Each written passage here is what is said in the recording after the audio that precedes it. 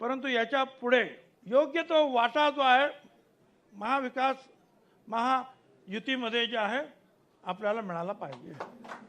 लोकसभा चुनाव के नतीजे भी आए नहीं और छगन भुजबल आंखें दिखाने लगे हैं। उन्होंने एनसीपी की बैठक में अजीत पवार के सामने आंकड़े भी बयां कर दिए कि विधानसभा चुनाव में उनकी पार्टी को कितनी सीटें मिलनी चाहिए। आपण आलो त्यावेळेला पण आपल्याला त्यांनी सांगितलं 80-90 आपल्याला जागा मिळतील। बीजेपी ने गठबंधन में आते वक्त कहा था 80-90 सीट मिलेगी, इतनी सीट हमें मिलनी चाहिए। इस बात का ध्यान रखना होगा। आम्हाला एवढ्या जागा मिळाल्या पाहिजेत हे त्यांना आपल्याला सांगावं लागेल।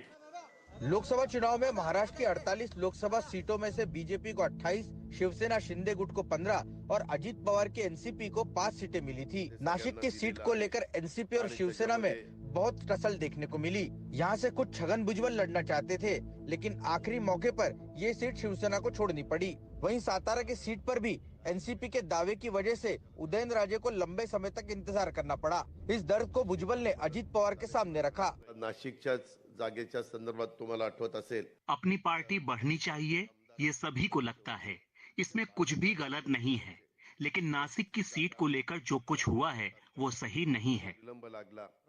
एनसीपी के इस तरह के रुख पर बीजेपी नेता देवेंद्र फडणवीस ने सधी हुई प्रतिक्रिया दी है। उन्होंने कहा है कि सीटों के बंटवारे में सभी दलों का सम्मान रखा जाएगा। विधानसभेमध्ये कोणी किती जागा लढायच्या। विधानसभा चुनाव के लिए तीनों पार्टी के नेता चर्चा करके उचित फॉर्मूला तैयार करेंगे और उसके तहत सीटों का बंटवारा होगा। निश्चित रूप से भाजपा सबसे बड़ी पार्टी होने के कारण सबसे ज्यादा सीटें भाजपा को मिलेंगी, लेकिन हमारी बाकी साथी पार्टियों का भी उचित सम्मान रखा जाएगा। त्यांचा पूर्ण सन्मान हा यामध्ये राखला जाईल।